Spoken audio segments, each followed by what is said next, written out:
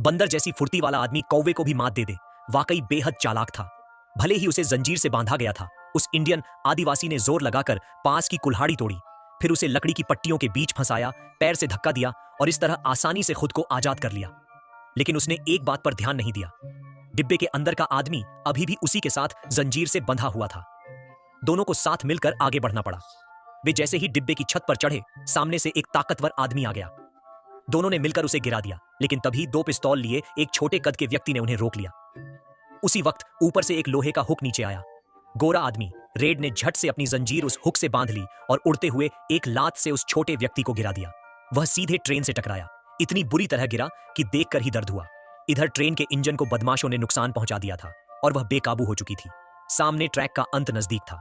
यात्रियों को बचाने के लिए दोनों ने मिलकर इंजन को डिब्बों से अलग कर दिया, पर गलती यह हुई कि दोनों खुद इंजन पर ही रह गए। ट्रेन सीधे ट्रैक के आखिरी सिरे की ओर भागी। किस्मत से दोनों किसी तरह बच निकले और उनकी जंजीर भी टूट गई। गोरे आदमी का नाम था रेड। वह एक सरकारी अभियोजक प्रोसिक्यूटर था जो एक खतरनाक अपराधी को ले जाने की जिम्मेदारी निभा रहा था। वह आदिवासी था टोंटो, जो उस अपराधी से बदला लेना चाहता था। 20 साल पहले 2 अपराधियों ने उसके आदिवासी गांव पर हमला किया था, लूटपाट की और पूरे कबीले का कत्लेआम कर दिया था। केवल टांटो ही जिंदा बच पाया था। उसने कसम खाई थी कि वह अपने लोगों का बदला जरूर लेगा। इसलिए उसने जानबूझकर खुद को गिरफ्तार करवाया ताकि उसी ट्रेन में उस अपराधी के साथ रह सके और उसे मार सके। लेकिन जैसे ही मौका मिला, रेड ने उसकी बंदूक गिरा दी।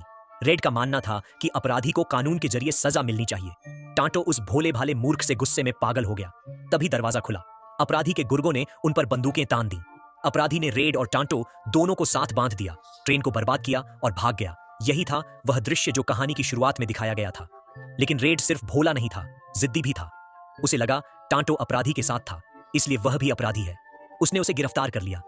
इसी बीच रेड का भाई भी वहां आ गया और टांटो को जेल में डाल दिया गया।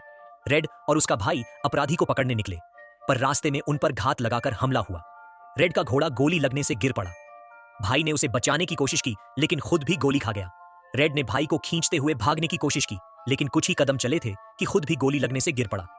जब टांटो जेल से भागकर वहां पहुंचा तो जमीन पर सिर्फ लाशें थीं। गिद्ध उन लाशों को नोच रहे थे।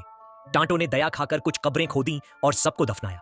एक जगह उसे चमचमाते जूते दिखे, उसने ले लिए। एक सुंदर ताश की गड्डी दिखी, उसे भी उठा लिया। एक पैकेट मिला, उसे बदल लिया। फिर वह आखिरी कब्र की तरफ बढ़ा